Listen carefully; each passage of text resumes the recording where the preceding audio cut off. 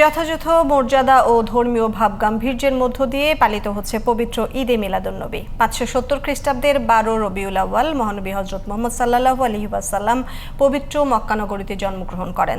63 বছর বয়সে একই দিনে ওফাত লাভ করেন তিনি। ঈদে মিলাদুন্নবী উপলক্ষে রাজধানী সহ সারা দেশে জশনে জুলুস, শোভাযাত্রা, মিলাদ মাহফিল ও সমাবেশের আয়োজন করেছে বিভিন্ন দরবার শরীফ ও সংগঠন।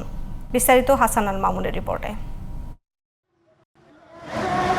12 রবিউল আউয়াল পবিত্র ঈদে মিলাদুন্নবী উপলক্ষে রাজধানীতে জশ্নে জুলুস বের করেন আঞ্জুমানে আশেকানে মোস্তফা সহ বিভিন্ন সংগঠন। এছাড়া সোহরাওয়ার্দী উদ্যানে সমাবেশ করেছে আঞ্জুমানে রহমানিয়া, মাইনিয়া, মাইজভান্ডারিয়া। সমাবেশে বক্তারা বলেন, ইসলাম শান্তির ধর্ম এবং মানবতার মুক্তির জন্য রাসূলের আগমন। মন গড়া মতবাদ আর বল প্রয়োগের শাসন কখনো বিশ্বে শান্তি আনতে পারে না। মুসলমানের সম্পদ ঈদের শ্রেষ্ঠ ঈদ। আজকে এই আগমনের উপলক্ষে আমরা এই শান্তির বাণী আপনাদের মাধ্যমে সারা বিশ্ববাসীকে জানাই দিতে চাই। আল্লাহর হাবিব পৃথিবীতে এসেছেন, শান্তির বার্তা নিয়ে এসেছেন। লাকাদ কানা লাকুম ফি রাসূলিল্লাহি উসওয়াতুন হাসানাহ। সমাবেশে আমন্ত্রিত অতিথি হিসেবে যোগ দিয়ে ফরহাদ মাজহার বলেন, শান্তির জন্য মানুষের উপলব্ধির জায়গায় সংকট রয়েছে, তাই রাসূলের জীবন আদর্শ ধারণ করার মধ্য দিয়েই সে সংকট দূর করতে হবে। খবরের দিকে তাকান, দেখবেন যে ভেনেজুয়েলাতে আক্রমণ চলছে, হামলা চলছে, যুদ্ধ চলছে। আমাদের চোখের সামনে গাজাকে মাটিতে মিশিয়ে দেওয়া হচ্ছে।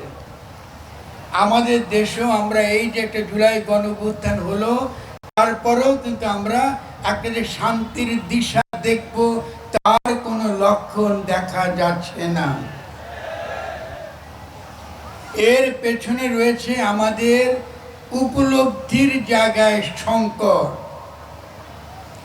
আমাদের নবী রসুলদের প্রতি আমাদের আশেকানের সংকট। আঞ্জুমানে রহমানিয়ায়, মাইনিয়া, মাইজভান্ডারিয়ার প্রধান সৈয়দ মুহিউদ্দিন আহমদ বলেন, সারা বিশ্বে শান্তির বার্তা পৌঁছে দিতে হবে।